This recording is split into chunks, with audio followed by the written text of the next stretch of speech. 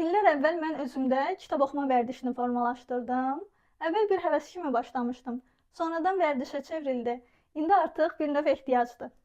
Düşünmə şəklinizi dəyişdirəcək 101 deneme. Bugün bu kitab haqqında sizə danışmağa gəlmişəm. Niyə görə?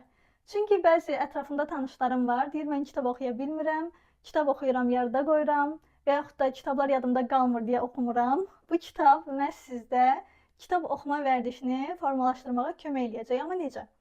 Əgər sizdə hər hansısa bir işə başlayanda qorxular o işə başlamağa icazə vermirsə, zehninizdə müxtəlif hansı ki öyrədilmiş bloklar varsa, o blokları necə aça bilərsiniz? Necə qabağa gedə bilərsiniz? Necə müsbət yönə özünüzdə dəyişimi sürətləndirə bilərsiniz? Onu öyrədir.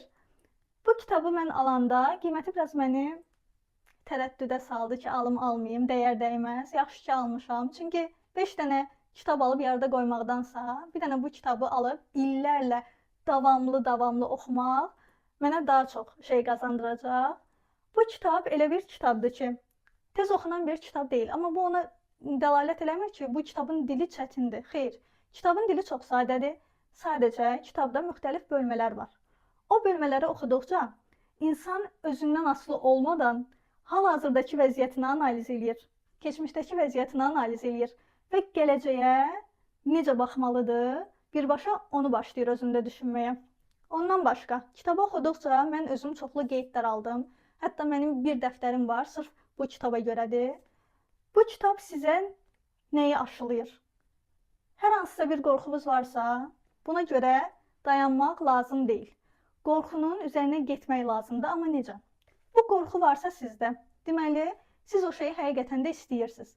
Bəzən biz özümüz duyğularımızı idarə eləyə bilmirik və deyirik ki, birdən alınmaz, kimsə məni zəif görər.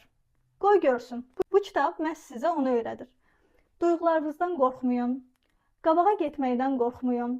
Ola bilər ki, səhv addım atarsınız, problem eləməyin, böyütməyin, çünki həyat bir növ axışdadır. Siz də o axışa təslim olun. Bir də bu kitabda bir şeydən çox xoşum gəldi. Daima pozitiv ol, daima xoşbəxt görün. Elə bir algını məhv eləyir.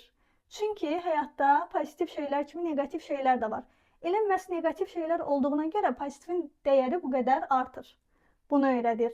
Həmçinin burada emosional təzyiqə məruz qalan insanların duyğularını necə idarə eləmək lazım olduğunu da bildirir.